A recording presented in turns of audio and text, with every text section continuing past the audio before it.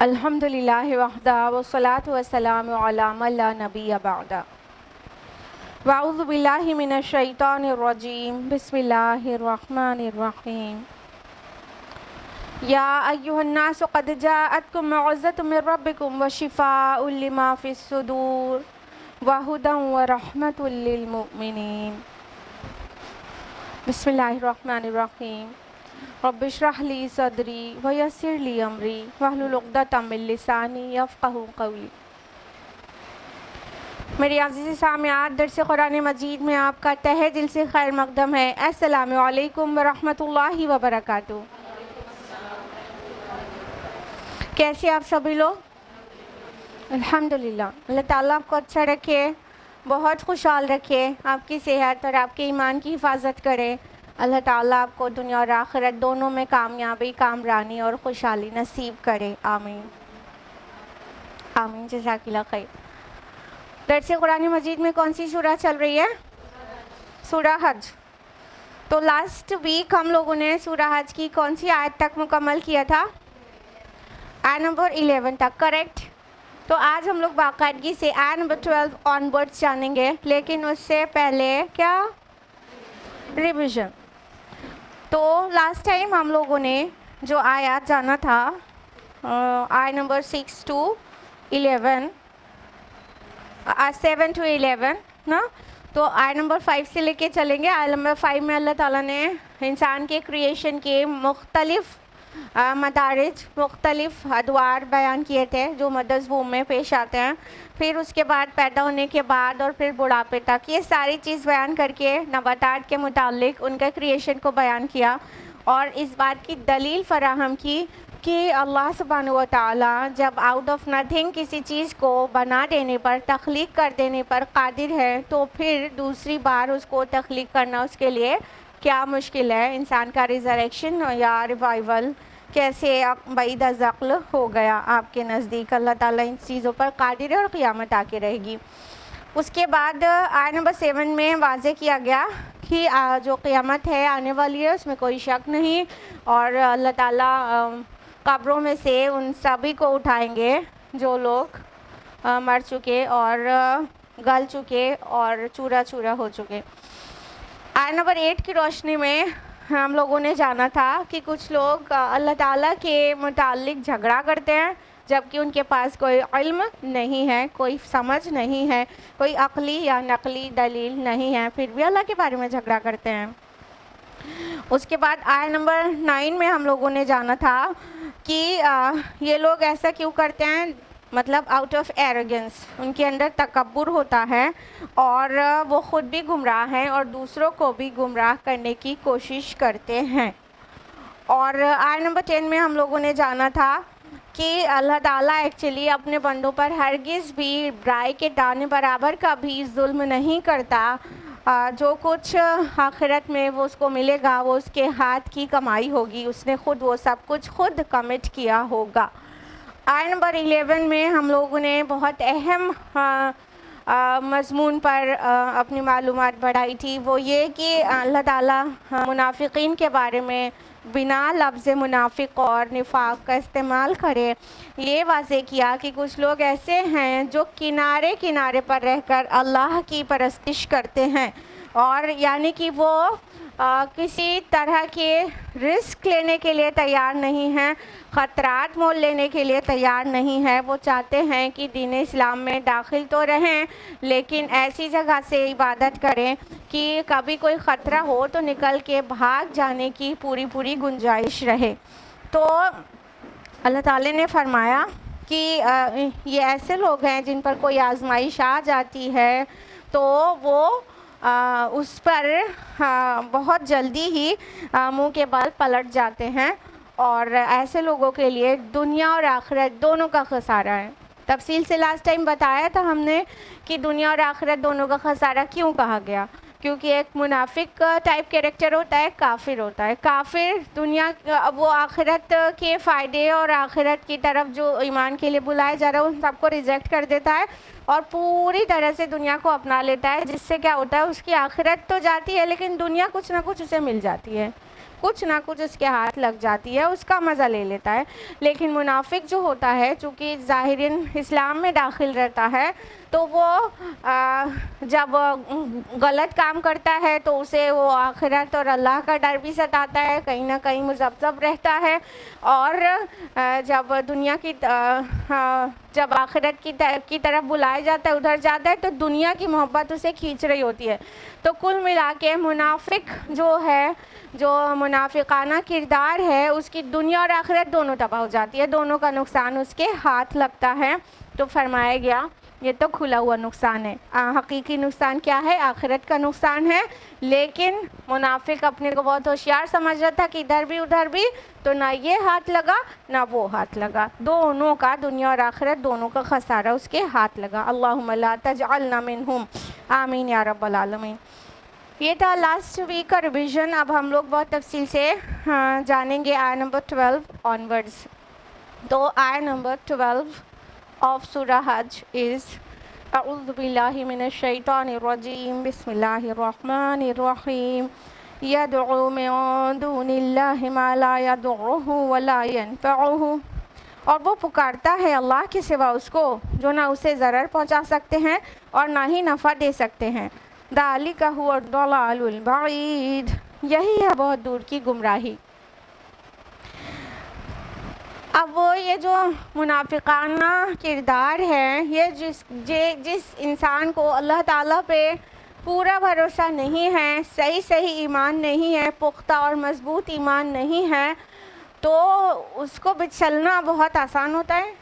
اس کو مشکلات میں غیر اللہ کے طرف بڑھ جانا بہت آسان ہوتا ہے. غیر اللہ کے ہاں اپنے سوال کرنا، اپنی حاجت روائی مشکل کشائی کے لیے غیر اللہ کے آگے ماتھے ٹیک دینا اور اپنا سر جھکا دینا اس کے لیے آسان ہوتا ہے. تو کیا ہوتا ہے کہ جس کا ایمان اس طرح مضبوط نہیں ہے وہ بہت آسانی سے شرک کر بیٹھتا ہے، اور جو اللہ کے علاوہ کسی اور کو پکارے اس کی حقیقت یہ ہے کیا کہ وہ نہ نفع پہنچا سکتے ہیں نہ نقصان.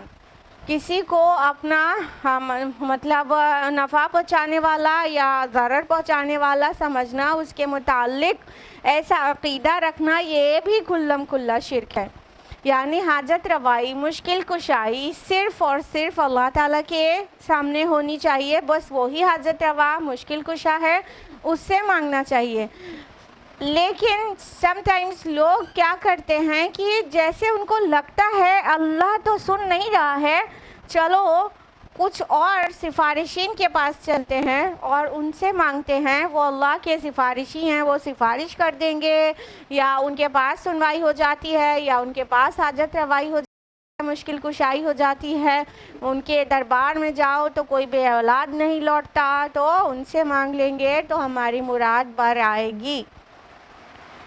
تو ایسوں کے لیے اللہ تعالیٰ فرماتے ہیں کہ تم جان لو نہ وہ تمہیں نفع پہنچا سکتے ہیں نہ نقصان. نفع پہنچانے پر بھی نہ بال برابر قادر ہے کوئی غیر اللہ، اور نہ ہی نقصان پہنچانے پر. کبھی کبھی لوگوں میں دوسرے کے سے نقصان پہنچنے کا ڈر بھی ہو جاتا ہے، کبھی مطلب غائبی ڈر کہ کہیں فلاں بابا ناراض نہ ہو جائیں تو ہمارے رزق میں تنگی ہو جائے گی. ہم ہر سال فلاں گلک میں اتنا پیسہ جمع کر کے ہم اتنا کھچڑا بنواتے اور اتنی نیاز کرتے ہیں، اگر اب کی سال نہیں کیا تو ناراض ہو جائیں گے، پھر ہمارے رزق میں کمی ہو جائے گی، پھر کیا ہوگا؟ یہ کیا ہے؟ کسی اور کے ضرر سے ہم ڈر رہے ہیں. کہنے کا مطلب کیا ہم یہ سمجھ رہے ہیں کوئی اور ہمیں نقصان پہنچا دینے پر قادر ہے؟ کیا کوئی ہمارا رزق روک دینے پر قادر ہے؟ کیا کوئی ہمارے رزق میں تنگی کر دینے پر قادر ہے؟ یا کوئی ہمیں اللہ کو منظور ہو کہ ہمیں نقصان پہنچنا ہے اسے بچا دینے پر قادر ہے؟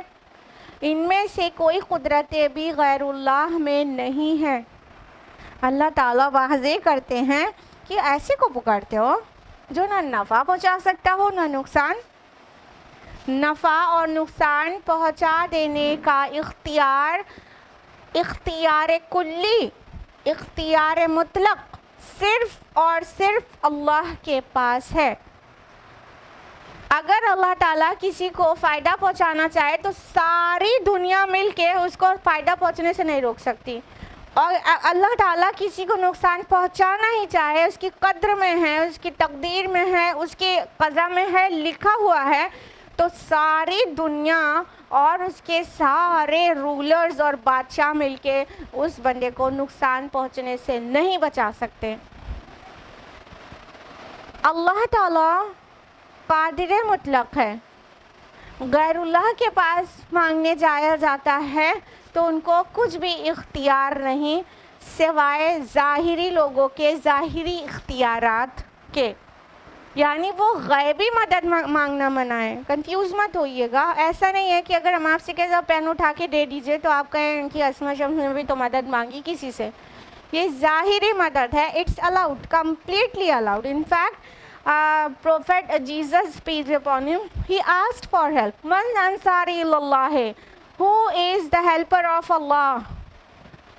مدد کی پکار لگائی تھی مسیح علیہ السلام نے، ٹھیک ہے، تو ظاہری مدد مانگنا اٹس کمپلیٹلی الاؤڈ، لیکن باطنی مدد، غائبی مدد وہ بالکل الاؤڈ نہیں ہے، بالکل الاؤڈ نہیں ہے۔ غائبی مدد صرف اور صرف اللہ سے مانگنی چاہیے۔ کسی بت کے سامنے، کسی قبر کے سامنے، یا کسی بھی پیر فقیر کے سامنے کوئی غائبی مدد کی پکار لگانا یا امید کرنا کہ وہاں سے ملتی ہے، یا امید کرنا کہ وہاں سے مرادیں پوری ہو جاتی ہیں، یہ کھلم کھلا شرک ہے۔ قرآن حکیم میں بہت ساری آیات ہیں، بہت واضح، لیکن ہم اپنے پاک دل سے اصلاح کی غرض سے بغیر کسی عصبیت کے قرآن پڑھتے ہی نہیں۔ جب ہم ان ساری پاکیوں کے ساتھ قرآن پڑھیں گے تو سب سمجھ میں آئے گا، لیکن جن کو سمجھ نہیں آتا وہ اس لیے نہیں آتا کیونکہ وہ پاک دل سے قرآن کا مطالعہ نہیں کر رہے ہوتے ہیں، وہ عصبیت کو لے کر چلتے ہیں، جیسا ان کے خاندان میں ہوتا آ رہا ہے وہ بھی ویسے ہی کریں گے۔ جب یہ طے کر کے پھر کوئی ہدایت پر ہدایت کی چیزیں ان کے سامنے سے ہو کر گزر جائیں، وہ کوئی نہ کوئی ریزن دے کے پگڈنڈیوں سے نکل جائیں گے، صراط مستقیم پر نہیں آئیں گے۔ تو اس لیے علم حاصل کرنا اور عمل کرنا اور قرآن مجید پڑھنا سمجھنا، یہ سب بالکل پیور ہارٹ سے کرنا چاہیے، بغیر کسی عصبیت کے۔ جب عصبیت نکلے گی، دل پاک ہوگا، پھر ہر چیز سمجھ میں آئے گی اور صحیح غلط کا فرق سمجھ میں آئے گا۔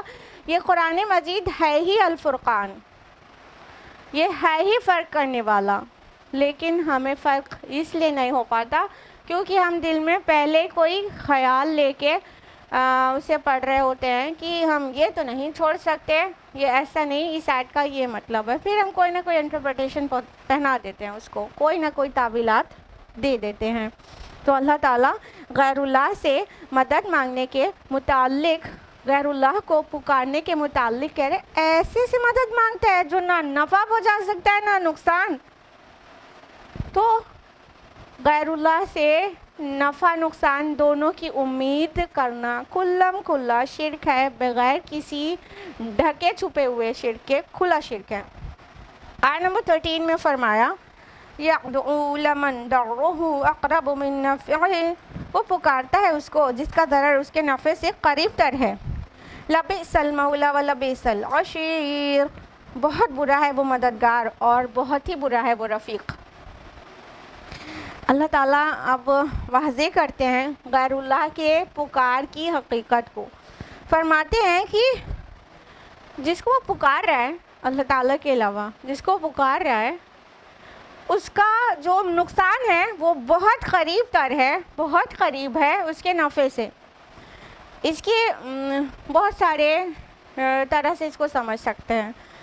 پہلی بات تو یہ کہ یہاں پہ ایک ایکنالجمنٹ ہے کہ ہاں کوئی ظاہری فائدہ بھی ہو سکتا ہے، شرک میں کوئی ظاہری فائدہ ہو سکتا ہے، لیکن اس کا نقصان بہت قریب ہے، نقصان بہت بڑا ہے اس کے فائدے سے۔ کچھ گناہ کی اور غلط اور حرام چیزوں کو بھی، اس کے فائدے کو بھی قرآن نے سم ٹائمز ایکنالج کیا ہے. جیسے شراب کی آیت کے متعلق آپ کے علم میں ہے کہ اللہ تعالیٰ یہ بھی کہتے ہیں ہاں مطلب اس میں کچھ فائدے بھی ہیں لیکن اس کا نقصان بہت بڑا ہے فائدے سے.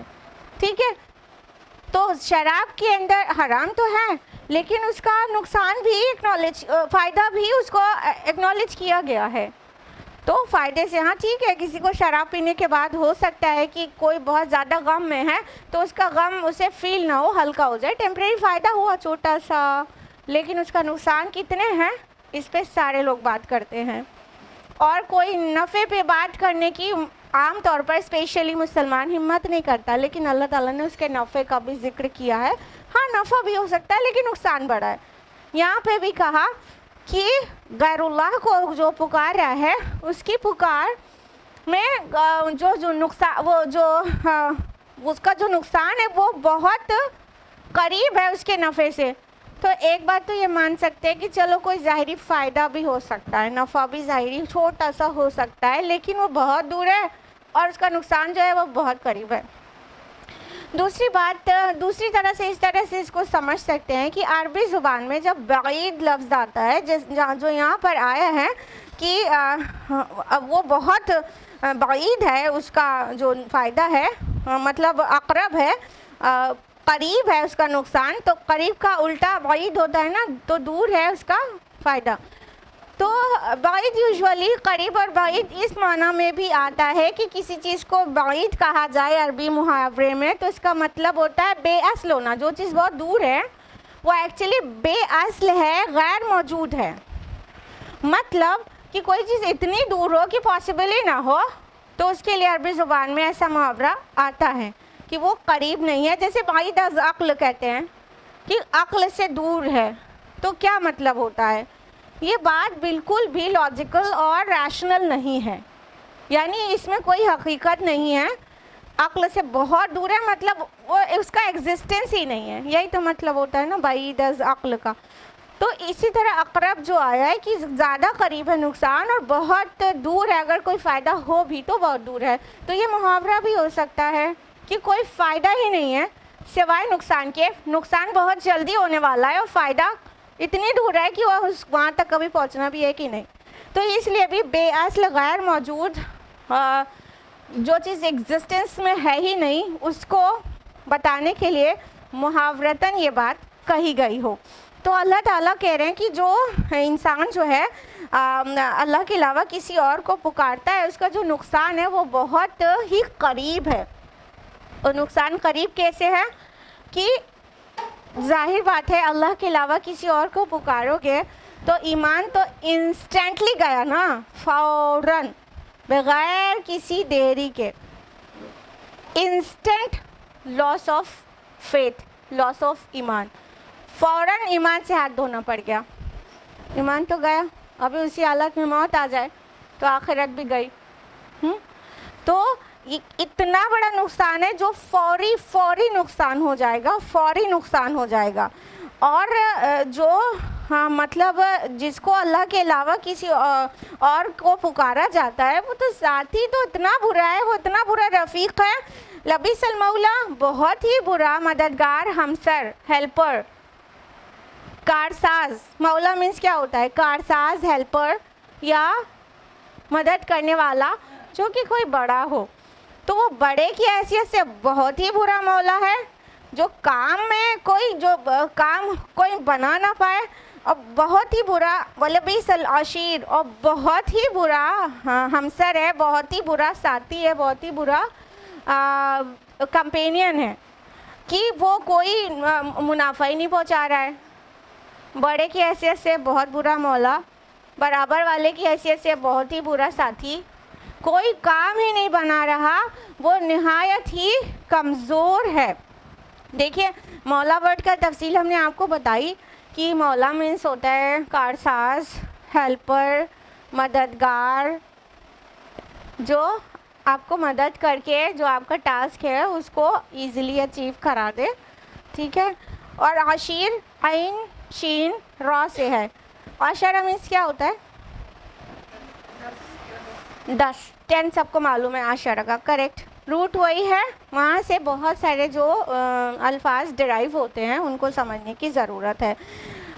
عشیر کہتے ہیں باپ کی طرف سے, والد کی طرف سے جو جماعت وجود میں آتی ہے, یعنی والد کا خاندان. کیوں کر کہتے ہیں عشرہ مینس 10, مطلب ملٹی پلائی ہو گئے بہت سارے.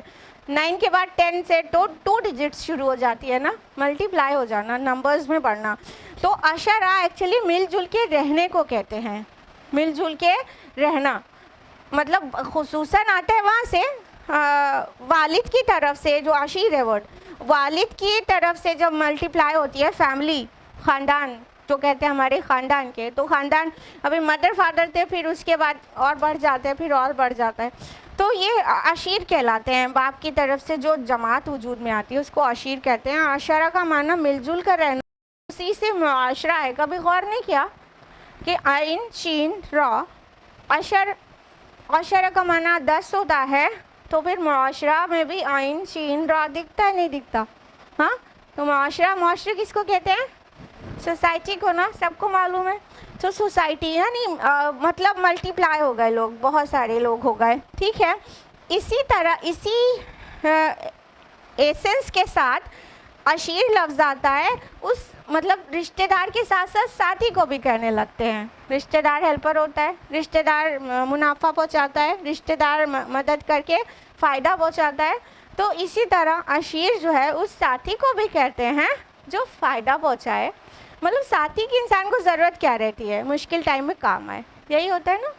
جب فرینڈ کے پاس ہم لوگ کب رجوع کرتے ہیں؟ جب بہت ٹینشن میں ہوتے ہیں, جب بہت پرابلم میں ہوتے ہیں. تو ابھی تو فون ہے سب کے پاس, نہیں تو پہلے چل کے جانا ہوتا تھا, اپنے ساتھی سے ملنا ہوتا تھا. ابھی فون ہی ہے, فون اٹھایا, پتہ ہے ایسے سے ایسا ہو گیا. اب امید کرتے ہیں وہ کوئی اچھا مشورہ دے یا وہ اس سچویشن سے باہر آنے میں میری مدد کرے نا. دوست کی ضرورت تبھی پڑتی ہے. عشیر اسی لیے اسی مطلب ایسنس کے ساتھ عشیر ساتھی کو بھی گھیر کہتے ہیں. رشتہ دار بھی ہوتا ہے, ساتھی بھی ہوتا ہے, اور ملٹی پلائی ہونا بھی ہوتا ہے, معاشرہ بھی اسی سے ہے.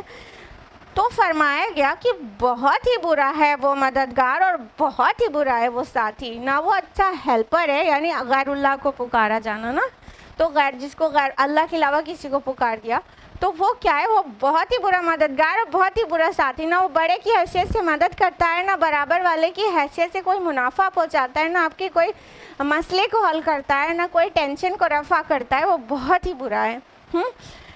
اصل میں جب انسان اللہ تعالیٰ کو بھول کر کسی اللہ کی یاد سے غافل ہو جاتا ہے تو ہی کسی اور کو پکار سکتا ہے. تو ایسی سچویشن میں ہوتا کیا ہے؟ اٹ از مینشن ان سورہ زخرف, سورہ آیت نمبر 36 to 38. اس میں بہت صاف بیان کیا گیا ہے کہ جو شخص رحمان کی یاد سے غافل ہوتا ہے, منہ پھیر لیتا ہے, اندھا بن جاتا ہے, ہم اس کے اوپر ایک شیطان مسلط کر دیتے ہیں. ہاں, تو اور وہ اس کے ساتھ رہتا ہے اور وہ اسے راہ راست سے بھٹکاتا رہتا ہے, اور وہ خود سمجھتا ہے کہ وہ بڑا راہ راست پر ہے. پھر فرمایا کہ جب وہ ہمارے پاس آئے گا روز آخرت, جب وہ ہمارے پاس آئے گا تو کہے گا کاش میرے اور تیرے درمیان مشرق مغرب کا فاصلہ ہوتا. اور کیا, چنانچہ وہ بہت ہی برا ساتھی ہے اور بہت ہی برا مددگار ہے. تو اللہ تعالیٰ نے واضح کر دیا ہے, جب اللہ کی یاد سے, اللہ کے ذکر سے, اللہ کے احساس سے دل خالی ہوگا تو اس دل پر ایسا نہیں ہے کہ ابھی اللہ نہیں ہے, اللہ کا تو وہ وہاں پر کوئی بھی نہیں رہے گا. نہیں, وہاں شیطان آ جائے گا, شیطان اس کو گھیر لے گا اور وہ راہ راستے بھٹکائے گا, ساتھ میں کان بھی تھپکتا رہے گا. نہیں تو بہت صحیح جا رہے ہو, بالکل سے, ارے اتنا سچویشن میں تھے, اتنا تو چلتا ہے.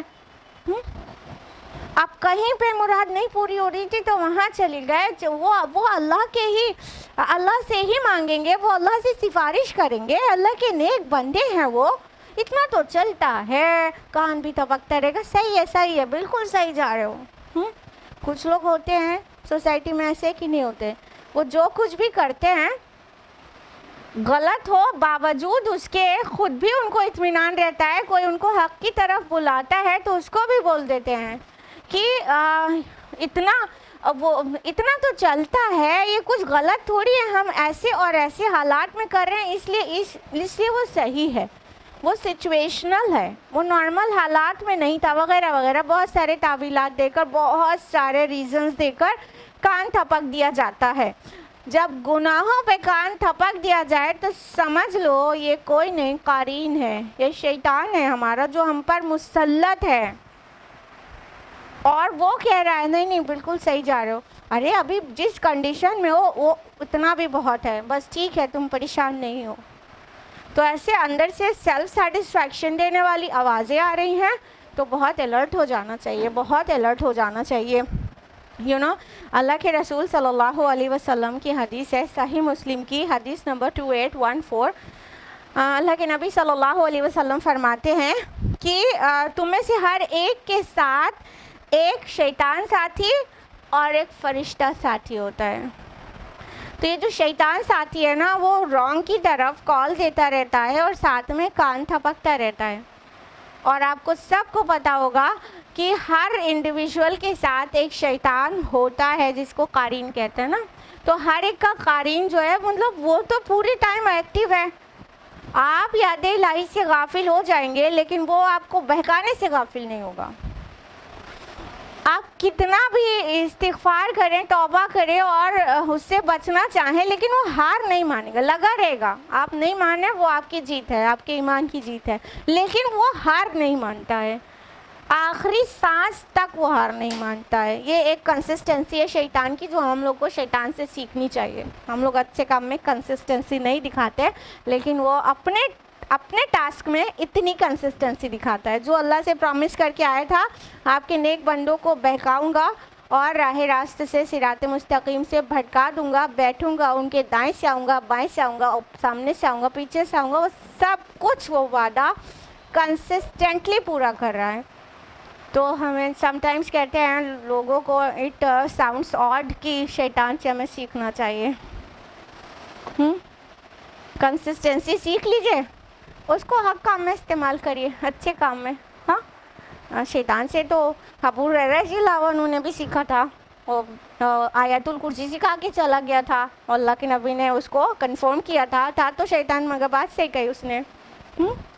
شیطان سے بھی سیکھ سکتے ہیں، یہ پروف دے دیا ہم نے آپ کو حدیث سے۔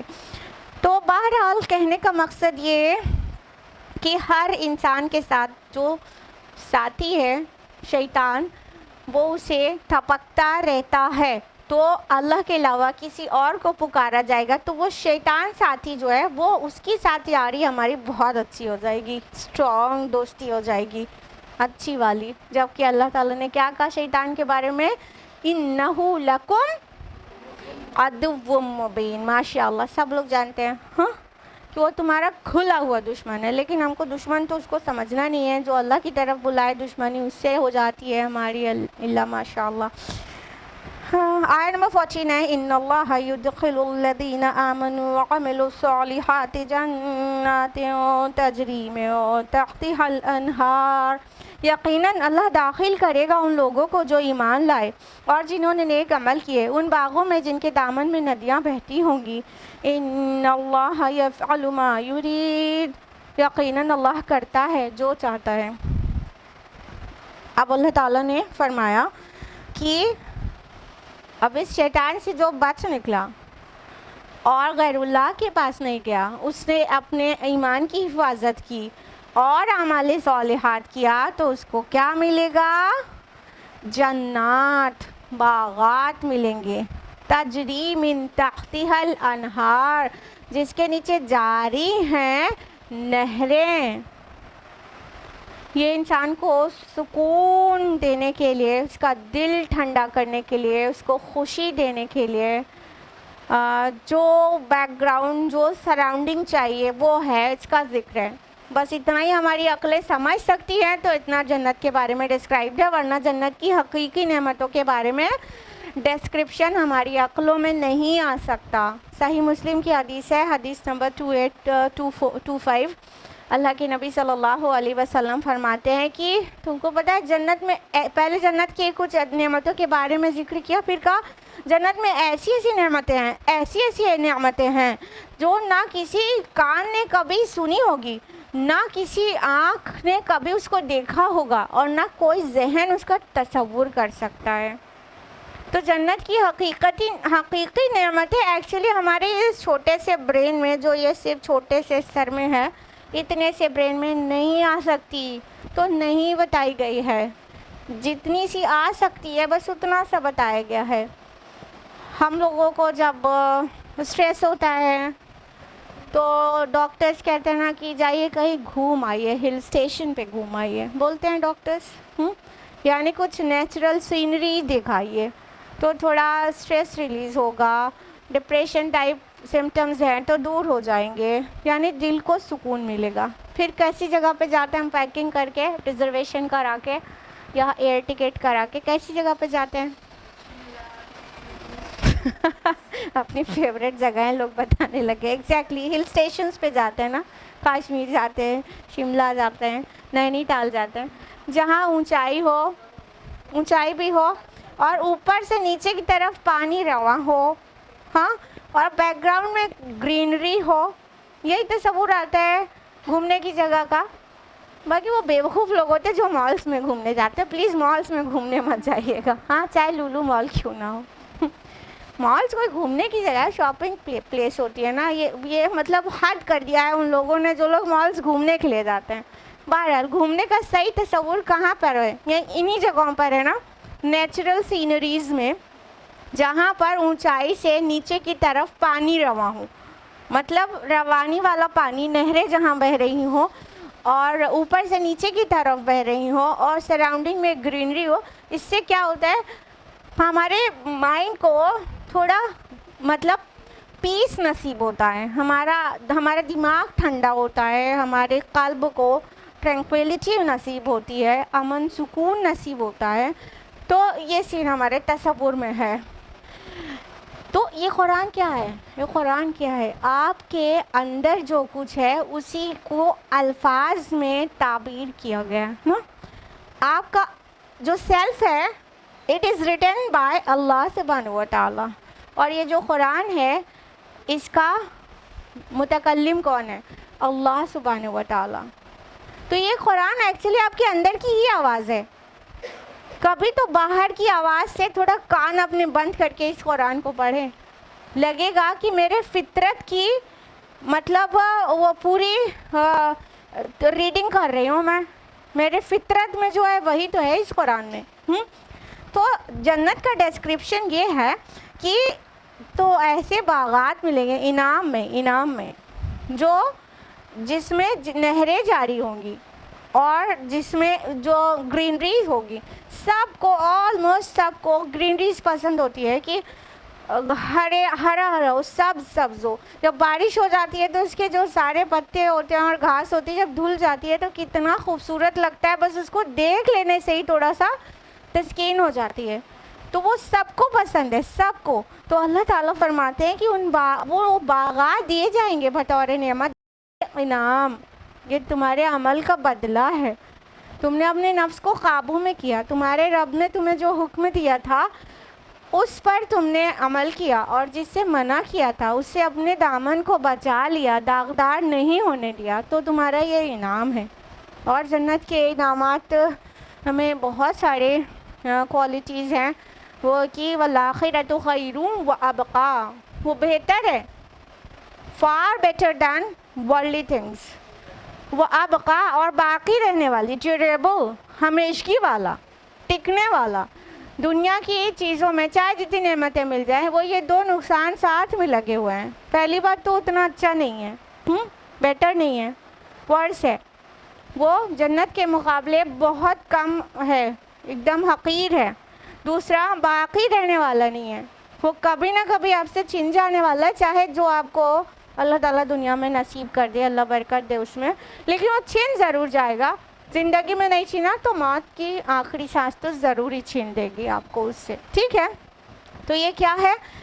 خیر بھی نہیں ہے، باقی رہنے والا بھی نہیں ہے۔ جنت کی نعمتیں خیر و ابقا ہیں، بہتر ہے اور باقی رہنے والی۔ اور بہت ساری چیزیں ہیں جو جنت میں یہاں نہ ہے اور نہ مل سکتی ہے. جنت میں تو اللہ تعالیٰ نے اپنی صفات جو ہے اس کی جو سولی اس کی صفات ہیں دنیا میں اس کو کسی کے ساتھ شیئر نہیں کیا, جنت میں وہ کریں گے اللہ پاک. ہاں اللہ پاک نہیں چاہتے کوئی شہنشاہ کہے اپنے آپ کو, رولرز ہوتے ہیں بادشاہ کہتے ہیں, لیکن بادشاہوں کا بادشاہ صرف اللہ ہے. ہر ایک اور پھر ہر ایک رولر نہیں بن جاتا, لیکن اللہ تعالیٰ جنت میں رولر بنائیں گے, حکمرانی دیں گے اپنی صفت بندے کے اندر. ہم کن فیکون کی صفت صرف اللہ میں جانتے ہیں نا, کہ بس اللہ ہم لوگ کو کرنا پڑتا ہے. ہم ٹائم اینڈ اسپیس کمپلیکس میں جب تک ہم کچھ پروسیسنگ نہیں کرتے کوئی چیز نہیں بنتی, نہیں ہو جاتی. ٹائم بھی لگتا ہے, اسپیس بھی لگتی ہے, اور ایکشن بھی لینا پڑتا ہے, انرجی بھی لگتی ہے. لیکن اللہ تعالیٰ کہتے کن اور وہ ہو جاتا ہے. جنت میں اللہ تعالیٰ وہ اپنی صفت دیں گے, بندہ بھی کہے گا کہ مطلب وہ چاہے گا جس چیز کی خواہش کرے گا وہ خواہش کرے گا اور وہ حاضر ہو جائے گا. تو یہ کن فیکون والی صفت سولی اللہ تعالیٰ کے پاس ہے, لیکن وہ ایٹریبیوٹ بھی اللہ تعالیٰ بندے کے ساتھ جنت میں شیئر کریں گے. ابھی نہیں کیا ہے, ابھی ہم کو پروسیسنگ سے گزر کے کچھ کر پاتے ہیں, لیکن جنت میں جو چاہیں گے وہ اللہ تعالیٰ ہمارے بھی کلمہ کن سے کر دے گا. الحمدللہ الحمدللہ. یہاں پہ دنیا میں فانی ہے, ہر انسان فانی, ہر مخلوق اللہ کی فانی ہے. ابدیت صرف اللہ کو ہے, لیکن جنت میں جانے کے بعد موت آئے گی نہیں آئے گی. تو یہ ایٹرنل لائف جو انسان پسند کرتا ہے, موت کو ناپسند کرتا ہے ہر کوئی کی نہیں, ہر کوئی کو موت سے کراہت ہے. مطلب کتنا دولت خرچ کر کے اور کتنا ایفرٹس پٹ کر کے بیماری کو صحیح کرنے کی کوشش کرتے ہیں, مگر مرنے کے لیے تیار نہیں دیتے. ہاں کہ نہیں, پوری کوشش کرتے ہیں کہ بس موت سے بچ جائے. کہنے کا مطلب ہر انسان کو, نیک بد ہر ایک کو موت کراہت تو دیتی ہے, چاہے وہ بہت بندہ مومن ہو اور موت کے بعد اس کو سب کچھ بہت خوبصورت ہو جانے والا ہو زندگی, لیکن موت کا جو لمحہ ہے اس سے کراہت تو ہر ایک کو ہے, چاہے بندہ مومن ہو. تو اللہ تعالیٰ جنت میں ایٹرنل لائف دیں گے, ابدی زندگی. کس کی صفت ہے؟ اللہ تعالیٰ کی. جنت میں شیئر کریں گے اللہ پاک, ابدی زندگی بندے کو بھی دے دیں گے. اب موت نہیں آئے گی.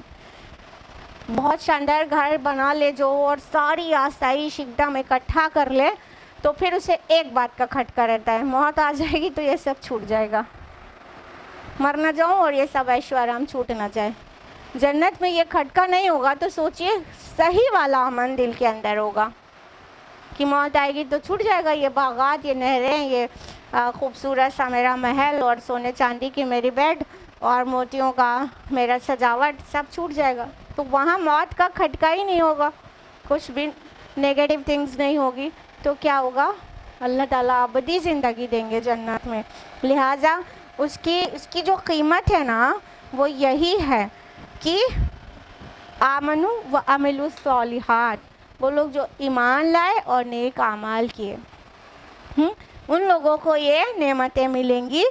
اور اللہ تعالیٰ جو چاہتا ہے کرتا ہے. ان اللہ یفعل ما یرید, اللہ تعالیٰ کرتا ہے جو کچھ بھی وہ چاہتا ہے. یعنی اللہ تعالیٰ کسی کو نعمتیں دینا چاہتا ہے تو کوئی کتنا بھی روکنا چاہے روک نہیں سکتا, اور اللہ تعالیٰ کسی کو عذاب دینا چاہتا ہے تو کوئی بھی اسے روک نہیں سکتا. اللہ کرتا ہے وہ جو وہ خود چاہتا ہے. آیت نمبر 15 ہے, من کان یظن ان لن ینصرہ اللہ فی الدنیا والآخرہ, جس شخص کو یہ گمان ہو کہ اللہ ہرگز اس کی مدد نہیں کرے گا دنیا اور آخرت میں, فَلْيَمْدُدْ بِسَبَبٍ إِلَى السَّمَاءِ ثُمَّ لْيَقْطَعْ, تو اسے چاہیے کہ وہ ایک رسی آسمان کی طرف تانے پھر اسے کاٹ دے. فَلْيَنْظُرْ هَلْ يُذْهِبَنَّ كَيْدُهُ مَا يَغِيظُ, پھر دیکھے کہ کیا اس کی یہ تدبیر اس چیز کو دور کر دیتی ہے جو اسے غصے میں لاتی ہے. اللہ اکبر. یہ مشکلات القرآن میں سے ایک ہے. یہ آیت قرآن مجید کی مشکل ترین آیات میں سے ایک آیت ہے. ترجمہ پھر سے سنیے. प्रेजेंट माइंडेड रहिए तभी समझ में आएगा।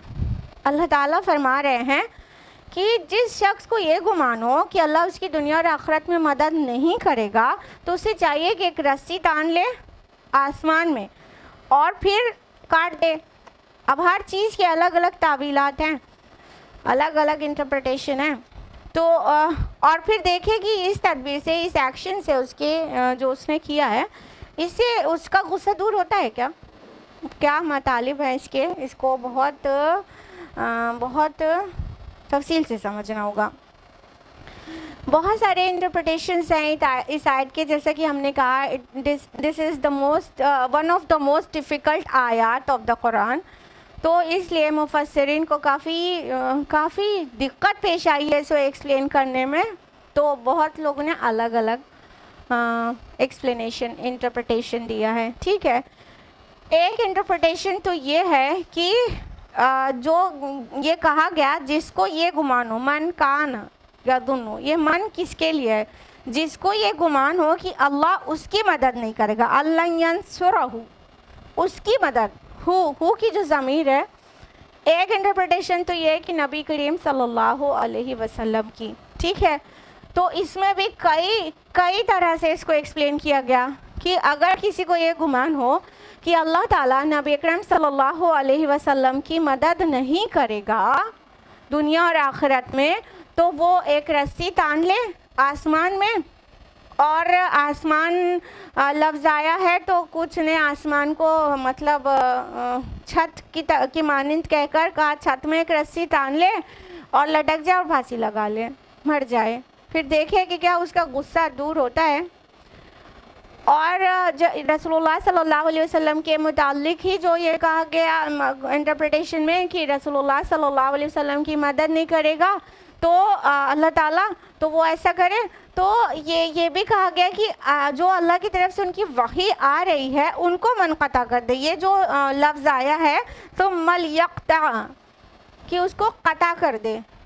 तो आसमान में एक रस्सी तान ले, और रस्सी के लिए जो वर्ड हम आपको बार बार बता रहे हैं वो भी सबबिन, सबब वर्ड है। सबब का माना होता है मीन्स, असबाब कहते हैं ना मीन्स को, ज़राए को ना, तो सबब मीन्स को कहते हैं, सबब रस्सी को भी कहते हैं। एक्चुअली रस्सी बहुत बार मीन्स बनती है एक जगह से दूसरी जगह पहुंचने की, राइट। तो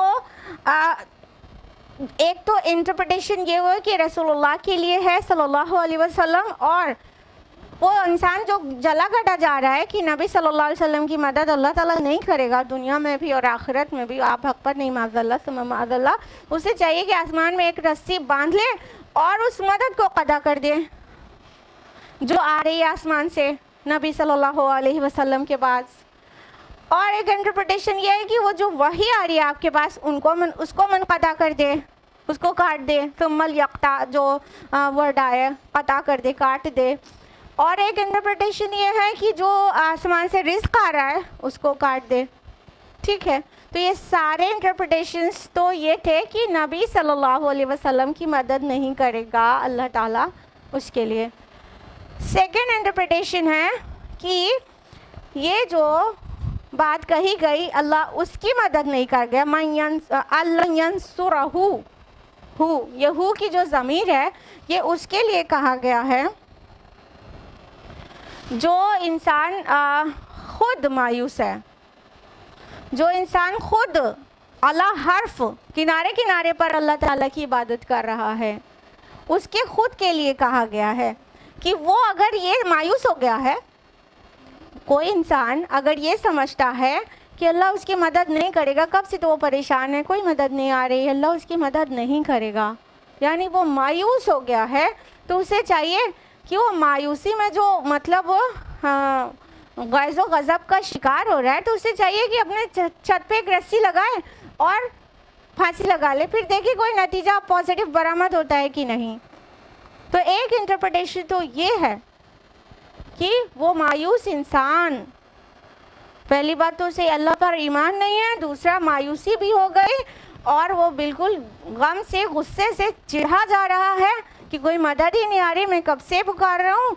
तो वो देखे गुस्से की हालत में कि एक रस्सी से फांसी लगाकर देखे क्या उसकी मदद جو وہ چاہتا ہے وہ ہو گیا کہ نہیں, اس کا غصہ جا رہا ہے کہ نہیں. اور ایک انٹرپریٹیشن یہ ہے کہ اس سے پہلے جو آیت ہے, ایمان لانے والے, اعمال صالحات کرنے والے کو اللہ جنت میں جگہ دے گا. تو جو چڑھا جا رہا ہو, جو کڑھا جا رہا ہو کہ وہ اللہ تعالیٰ اپنے نیک بندوں کی مدد نہیں کرے گا, وہ یہ وش بھی کرتا ہو اور اسے دکھائی بھی یہی دیتا ہو کوئی مدد نہیں آ رہی ان کے پاس, تو وہ ایسا کرے کہ بے سبب ایک رسی کا ذریعہ لگائے, ایک رسی لے, اور یہاں پہ لفظ آیا ہے الی السماء, بنا وجہ چھت, تو اس کا معنی پھیلانے کی ضرورت نہیں محسوس ہو رہی ہے, آسمان میں. اور یہاں پہ الی السماء, سما ورڈ آیا ہے جو کہ سنگولر ہے, سماوات نہیں آیا ہے, آسمانوں میں نہیں آیا ہے.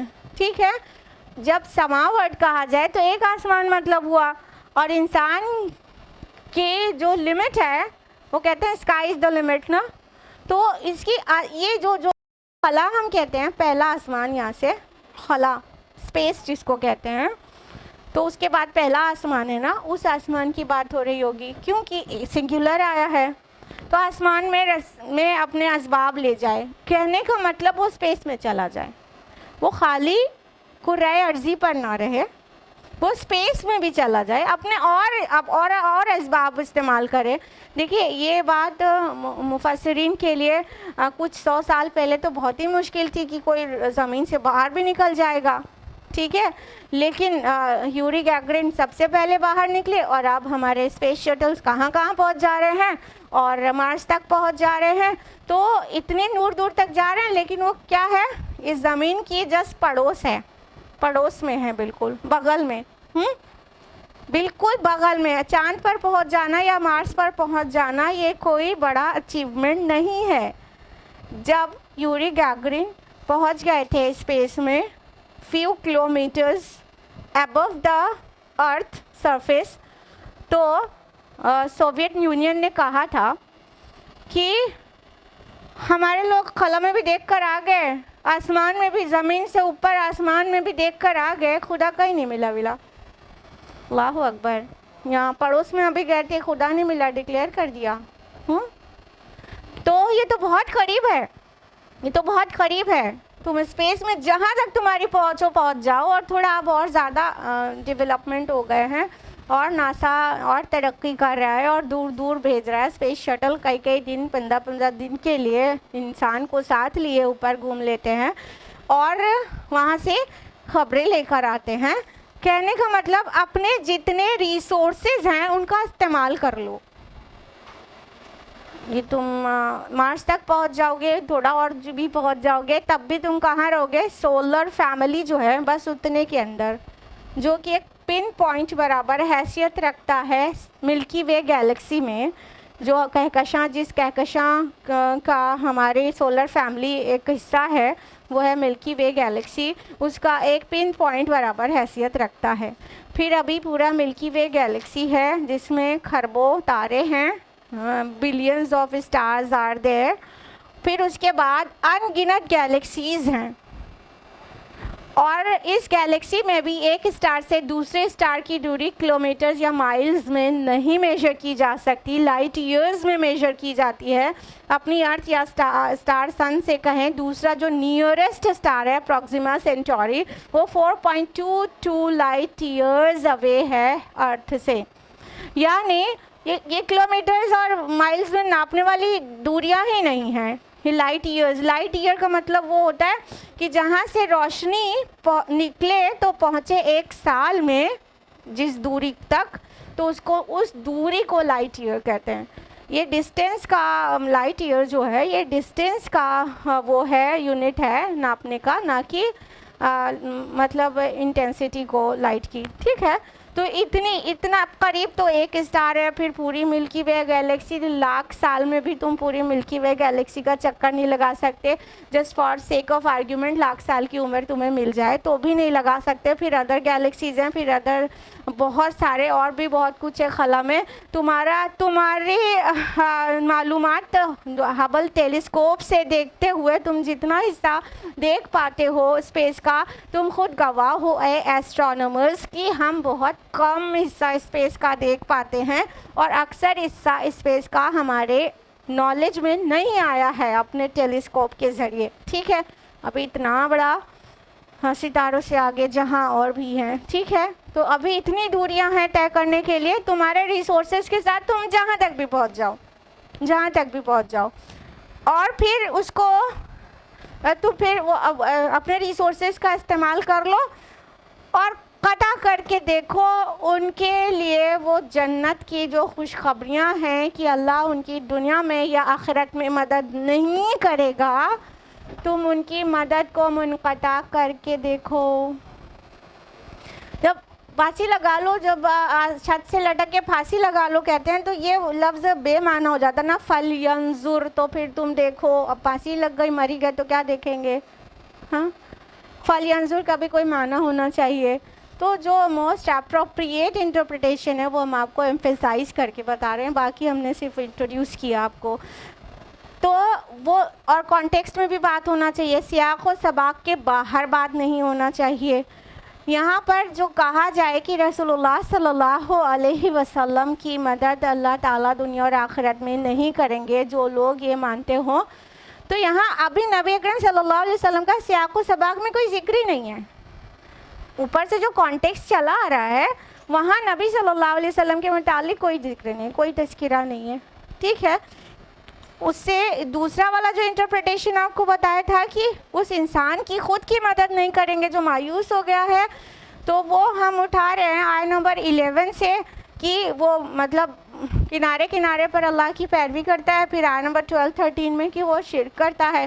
چلو یہ تھوڑا سا کانٹیکس کے قریب ہے، لیکن سب سے زیادہ کانٹیکس کے قریب کیا ہے؟ جسٹ پریویس آیت میں اللہ تعالیٰ نے نیک بندوں کے انعام کی خبر دی ہے کہ جو ایمان لائیں گے اور جو اعمال صالحات کریں گے ان لوگوں کو اللہ باغات دے گا اور اس میں نہریں بہتی ہوں گی. تو جس کو یہ خلش ہے کہ یہ جوتیاں پیٹتے پھرتے ہیں دنیا میں، یہ بھوکے کنگال لوگ، ان کو جنت کے باغات اور محلات ملیں گے، ٹھاکا لگا کے ہنس رہے. یہ فینیٹک پیپل، یہ دیوانے لوگ، یہ مینٹل اور کیا کیا کہتے ہیں، مولون، یہ مولوی. ہاں، کوئی اللہ کی طرف بلائے، خود بھی اللہ اور رسول کی مانے اور دوسروں کو اللہ کی طرف بلائے تو کیا کہا جاتا ہے؟ یہ مولوی لوگ، یہ مولون، یہ شروع ہو گئے نان اسٹاپ. سب برداشت کرو، اللہ کا وعدہ ہے وہ ایسے باغات دے گا جس کے نیچے نہریں بہہ رہی ہیں. اور یہ جو خلش رکھنے والے لوگ ہیں، یہ جو جلے کٹے جانے والے لوگ ہیں، یہ جو حسد کرنے والے لوگ ہیں، یہ جو نہ ماننے والے لوگ ہیں، ان کے بارے میں اللہ تعالیٰ کہہ رہے ہیں کہ ان کو اگر لگتا ہے کہ اللہ تعالیٰ ان مولویوں، ان مولون، ان ملیٹھوں، ان دیوانوں، ان فینیٹکس کی ہیلپ نہیں کرے گا تو انہیں چاہیے اپنے سارے ریسورسز لے کر نکل جائیں، زمین سے خلا تک چلے جائیں، آسمان تک چلے جائیں اور ڈھونڈ ڈالیں کہاں سے آ رہا ہے ان کے پاس رزق اور کہاں سے آ رہی ہے ہیلپ اور کہاں سے آنے والی ہے، اس کو پتہ کر دیں، کاٹ دیں اس سلسلے کو. کر کے دیکھیں، اپنے سارے ریسورسز کا استعمال کرتے ہوئے کر کے دیکھیں، اسپیس میں نکل جائیں، خلا تک. اسکائی از دا لمٹ نا. اور کہاں جا سکتے ہو؟ سیکنڈ اور تھرڈ ہیون پہ تو نہیں جا سکو گے تم فرسٹ ہیون پہ بھی نہیں جا پا رہے ہو، جو یہاں سے سمائے دنیا ہے وہاں تک بھی نہیں. صرف خلا میں بس زمین کی گریوٹی سے باہر نکلنے لگتے ہو تو اچھل کود مچا دیتے ہو. ہم اتنی ترقی یافتہ ہو گئے، سبحان اللہ. تو اتنی ترقیوں کے ساتھ اللہ کے جو نیک بندے ہیں، جو اللہ تعالیٰ نے جن سے بہت سارے ریوارڈ کا پرومس کیا ہے، اس پرومس کو تم قطع کر کے دکھاؤ. اس مدد کو جو دنیا میں بھی آ رہی ہے الحمدللہ آتی ہے. ہر داعی اسلام، ہر اللہ کے نیک بندے کے پاس دنیا میں بھی مدد آتی ہے. اللہ کیسے کیسے حالات میں ڈال کے پھر نکال لیتا ہے. ہاں، اور وہ مدد آخرت میں بھی آئے گی اور جنت کی شکل میں انہیں روزیاں ملیں گی. تو تمہیں یہی ہے پریشانی, تو تم وہ مدد کو قطع کر کے دیکھو. دیکھیے اس انٹرپریٹیشن کے بعد ہی کیدہ ما یغیظ کا بھی مطلب نکلتا ہے. جو غصے میں, جو تمہیں غصے میں لاتی ہے جو چیز, اس تدبیر کو تم یہ کر کے دیکھو کیا یہ اس سے تمہارا جو غصہ ہے وہ تھمتا ہے. تو اب جب مری گئے تو وہ غصہ کے کوئی معنی ٹھیک سے فٹ نہیں ہو رہا ہوتا ہے. اول تو بتا ہی دیا کہ مشکل ترین آیات میں سے ایک آیت ہے یہ والی آیت, سورۃ الحج کی آیت نمبر 15. تو مختلف مفسرین نے اپنے اپنے تھاٹس کے حساب سے مختلف آراء دی ہیں اپنی, ان سب کے بہت ہی احترام کے ساتھ ڈفرینٹ مفسرین کے انٹرپریٹیشنز کو جمع کر کے جو مجھے موسٹ ریلیونٹ لگا وہ آپ کو سامنے سب سے فائنلی ہم نے پیش کیا کہ اس کا یہ مطلب زیادہ ہر لفظ کے لیے معنی پہنایا جا سک رہا ہے, ممکن ہو سک رہا ہے, اور سیاق و سباق میں بھی ہے. جسٹ پہلے والی آیت سے بالکل یہ اگلی والی آیت کا سلسلہ جڑ جاتا ہے کہ وہ جو نیک بندے ہیں جن سے اللہ تعالیٰ نے وعدہ کیا ہے ان کے لیے تم جلے بھنے جا رہے ہو, ان کو یہ لگتا ہے نہیں آئے گی مدد اللہ کی, تو جاؤ اپنے سارے ریسورسز, اپنے سارے اسباب لے کر اور آسمانوں میں نکل جاؤ, خلا میں سفر کرو, اور جہاں سے آ رہا ہے ان کے پاس ہیلپ اس کو بند کر دو, اس کو کاٹ دو. تو پھر دیکھو کہ کیا تمہارا غصہ ٹھنڈا ہوتا ہے اس کو کرنے سے, اور تم مدد کو روک پاتے ہو. اللہ اس کی مدد نہیں کرے گا, روک پاتے ہو اس مدد کو, تو تم پاؤ گے کہ ہم اس میں بالکل ہی ناکام ہیں. اپنے سارے ناسا کے جتنے مطلب اسپیس شٹلز ہیں اور ایسٹروناٹس ہیں وہ سب مل کر بھی کوشش کریں, اور دنیا کے اور جتنے اسپیس اسٹیشنز ہیں وہاں کے سارے اسباب اور ذرائع اور مینس سب ایک ساتھ اکٹھا کر کے کہیں سے ڈھونڈ کے اللہ کے نیک بندوں کی مدد کو بند کرنے کی کوشش کیا جائے, تو definitely they will not be successful. منہ کی کھائیں گے اور نہیں کر پائیں گے, اور اب ان کا غصہ بھی کسی طرح ٹھنڈا نہیں ہوگا سوائے اس کے کہ وہ بھی حق کو قبول کر لیں, وہ بھی اس میں مدد کے مستحق بن جائیں. بس اس کے علاوہ اور کوئی سولوشن نہیں ہے ان کے پاس. تو یہ تھی آیت نمبر 15. آج ہم لوگ یہیں پر رکیں گے, ٹائم ختم ہو گیا ہے تقریباً, تو آج کے لیے اتنا ہی. انشاءاللہ نیکسٹ ویک ہم لوگ اس کے آگے آیت نمبر 16 آنورڈس جانیں گے. اللہ تعالیٰ سے دعا ہے کہ وہ ہم سبھی کو قرآن مجید پڑھنے, سمجھنے, غور و فکر کرنے, عمل کرنے اور غیروں تک پہنچانے کی توفیق عطا فرمائے. اللہ تعالیٰ قرآن حکیم کے ذریعے ہماری عقلوں کو سنوار دے, ہمارے تھاٹس کو شیپ میں لا دے, ہمارے خیالات اور نظریات اور ہماری فکروں کو ہدایت نصیب کر دے, اور اللہ تعالیٰ اس قرآن مجید سے ہمیں دنیا میں جیسی محبت نصیب کرے کہ آخرت میں اس کی شفاعت نصیب ہو جائے. آمین. وآخر دعوانا ان الحمد للہ رب العالمین. والسلام علیکم ورحمۃ اللہ وبرکاتہ.